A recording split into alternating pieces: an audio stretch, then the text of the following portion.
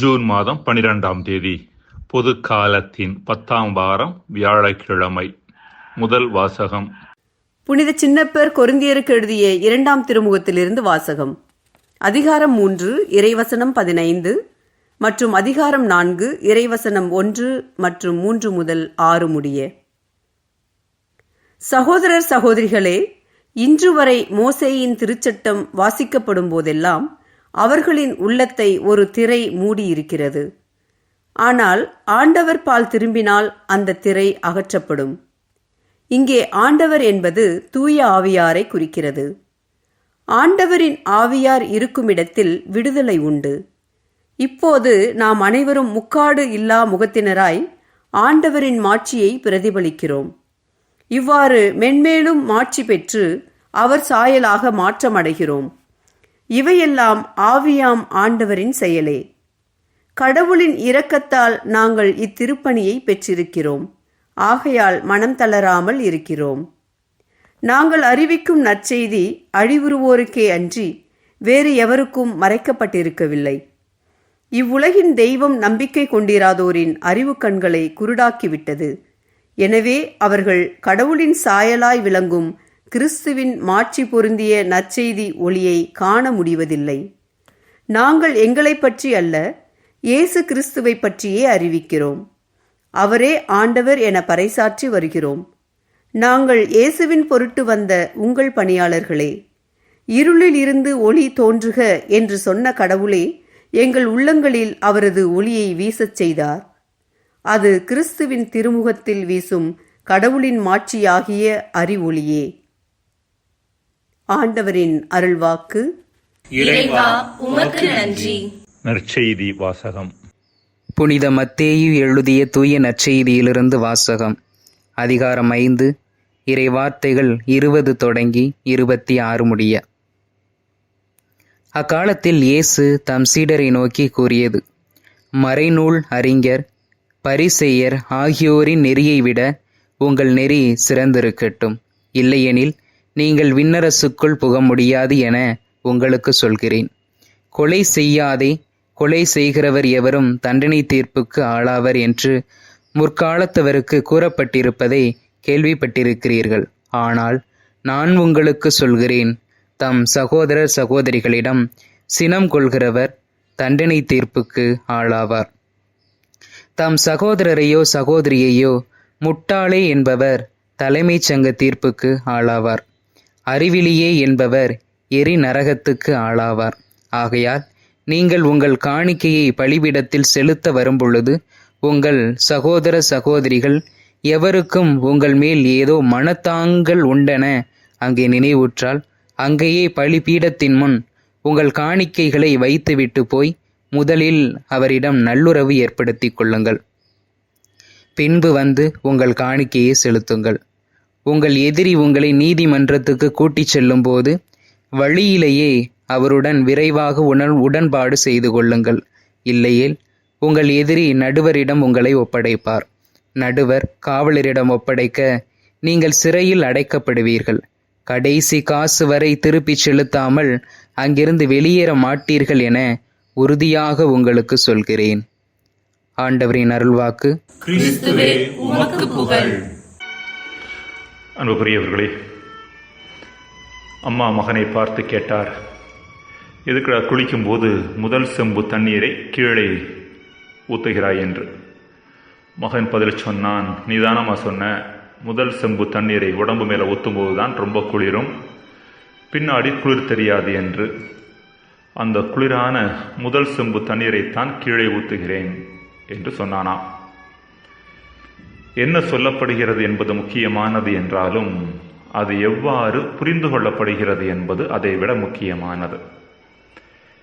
இன்றைய முதல் வாசகத்தில் புனித பவுல் இன்று வரை மோசேயின் திருச்சட்டம் வாசிக்கப்படும் போதெல்லாம் அவர்களின், அதாவது யூதர்களின் உள்ளத்தை ஒரு திரை மூடியிருக்கிறது என்கின்றார்.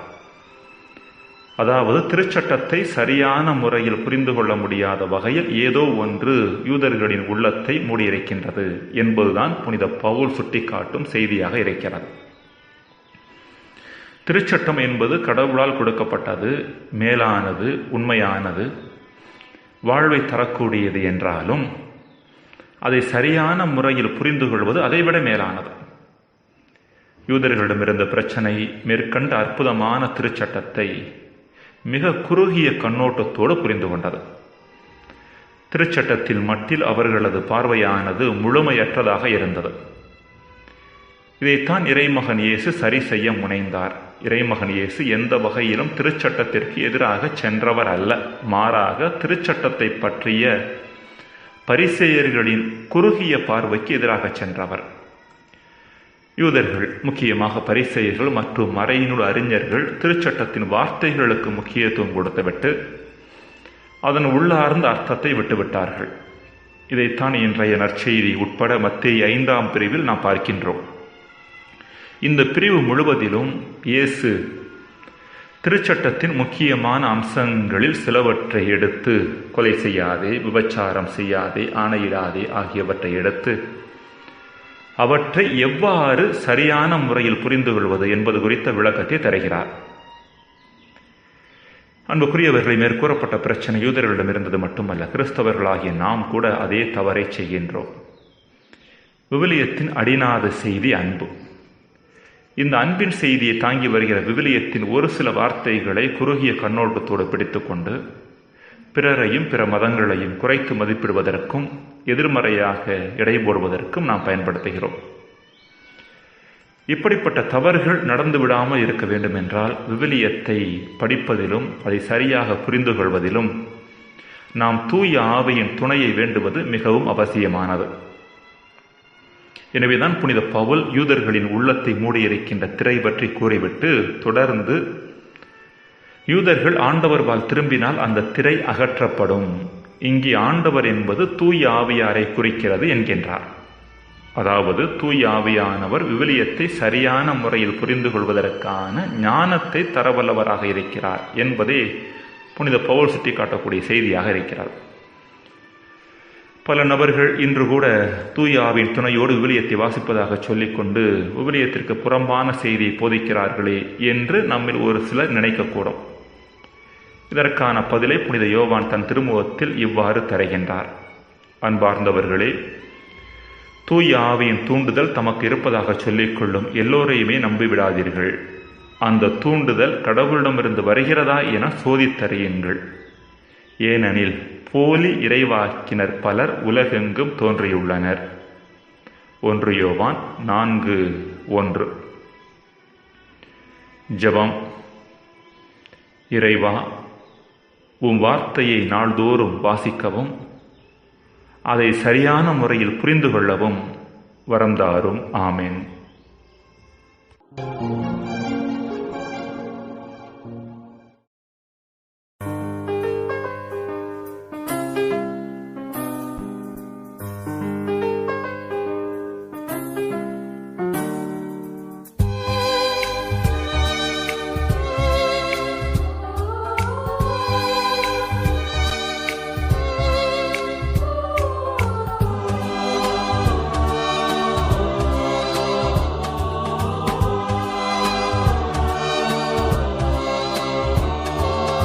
இயக்கம் அளிக்கும் ஆவியே, இயங்க வைக்கும் ஆவியே, இறைவன் அளித்த நல்வாக்கே, இனி எம்மில் எல்லாமே உமதாக்குவான். இயக்கம் அளிக்கும் ஆவியே, இயங்க வைக்கும் ஆவியே, இறைவன் அளித்த நல்வாக்கே, இனி எம்மில் எல்லாமே உமதாக்குவான். ஆவியே, தூய ஆவியே, எம் தாகம் தினம் தீர்க்கும் அருளூற்றே.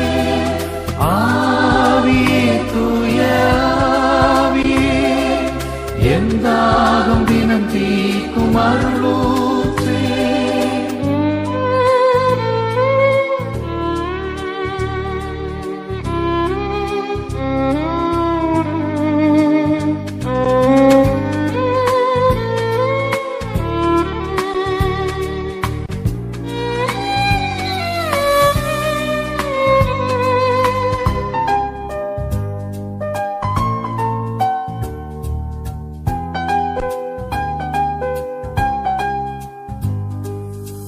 உமதாற்றல் இல்லாமல் எம் வாழ்வில்லை, உம்வழி துணை இல்லாமல் பயணம் இல்லை.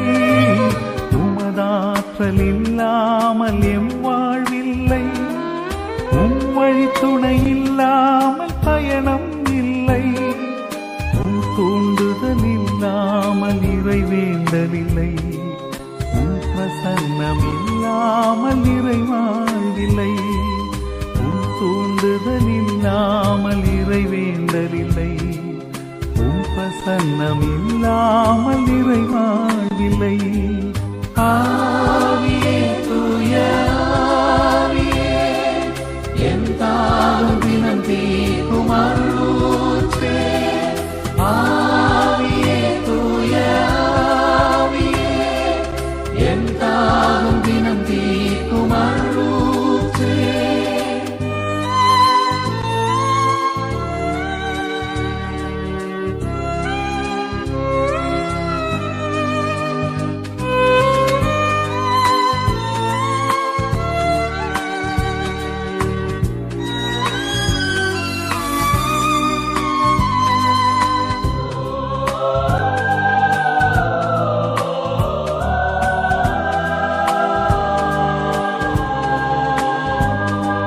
துணிவிழந்த சீடர்களை நீ நிரப்பினாய், இறைவாக்கு எடுத்துரைக்கும் மனத்திடம் தந்தாய்.